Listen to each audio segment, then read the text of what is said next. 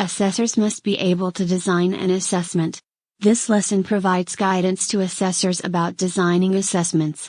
You will get some tips from SS&T about a hierarchy of assessment methods, and you will learn how to use the assessment procedure and the dimensions of competency to record the design of an assessment. Assessment is a quality assurance process, and in order to have quality at the end, we must have quality in the design of the assessment. When designing assessments, the assessor must ensure the assessment is valid. That means the assessor must design an assessment that accurately measures the job-critical knowledge, skills and abilities required for proficient job performance. Assessment is the process of collecting evidence and making judgments on whether competency has been achieved. The purpose of assessment is to confirm that an individual can perform to the standard expected in the workplace as expressed in the relevant industry competency standards. The questions considered by the assessor when designing the assessment should include: will the assessment be conducted under realistic working conditions that adequately assess the candidate's abilities to perform his or her duties on the job? Will the candidate be required to demonstrate the skills and knowledge that are identified in the assessment as critical to proficiency? Will the candidate be required to rely on his or her own skills and knowledge? While you are watching these video lessons, you should be thinking about an activity to assess for your certification. So you are actively designing an assessment right now, but for one or a few units. Quality design includes time and task efficiency. SS&T considers that practical demonstrations and projects with products have the highest value because the assessor sees the candidate doing the work or the results of actual work.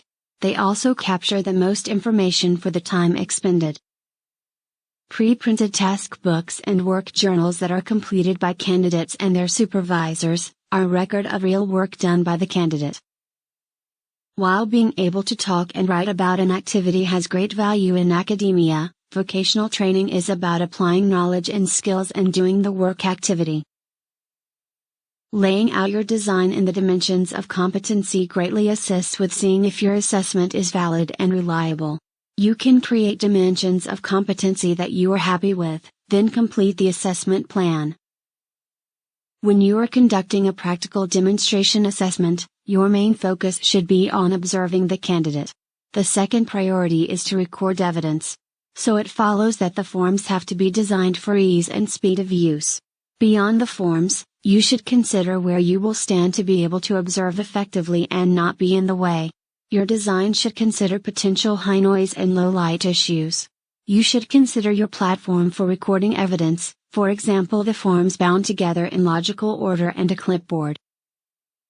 Always design assessments suitable for the level of the vocational qualification. Assessment procedure document is used by assessors to design assessments.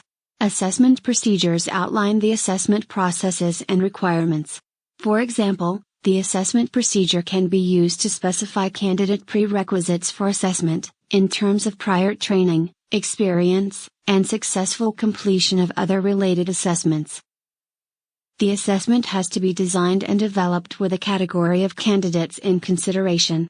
If the assessment company also does training, in early assessments, this will be the eligibility requirements for the course. My colleague isn't feeling well, so I will continue from here. The assessment must be designed with specific candidate characteristics in focus. For example, assessments must be completed in a sequence, meaning the candidate should have completed other specified assessments. The assessment must be designed with specific context and conditions in mind. Is the assessment going to be on the job or simulation? Is the assessment location accessible to stakeholders? If the assessment is to take place outdoors, does it stop for rain? The assessment must be designed with a specific purpose in mind. An employer can want to assess a group of workers to select a supervisor and stipulate that task management skills carry more weight than task skills. The assessment must be designed with evidence collection methods that create a portfolio that proves competence.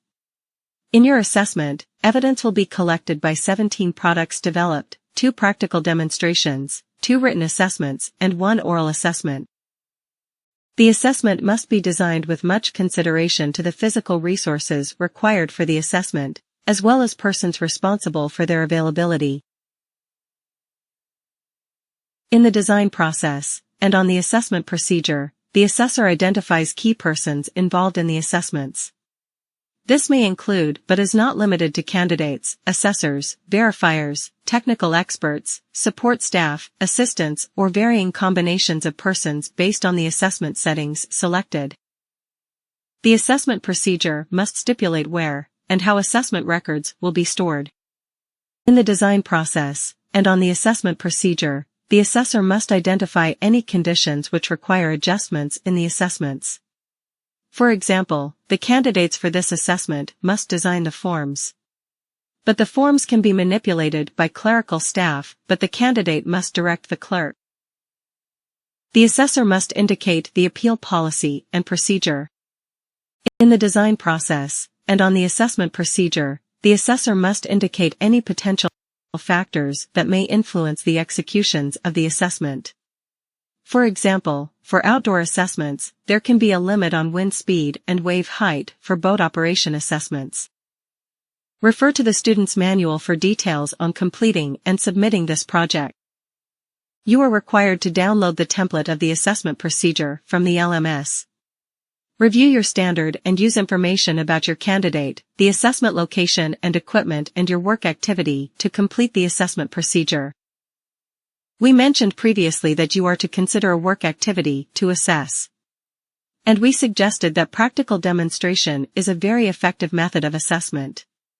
The dimensions of competency is a key document for recording the design and development of assessments. The task skills refer to the things you want to see the candidate do to perform the work activity.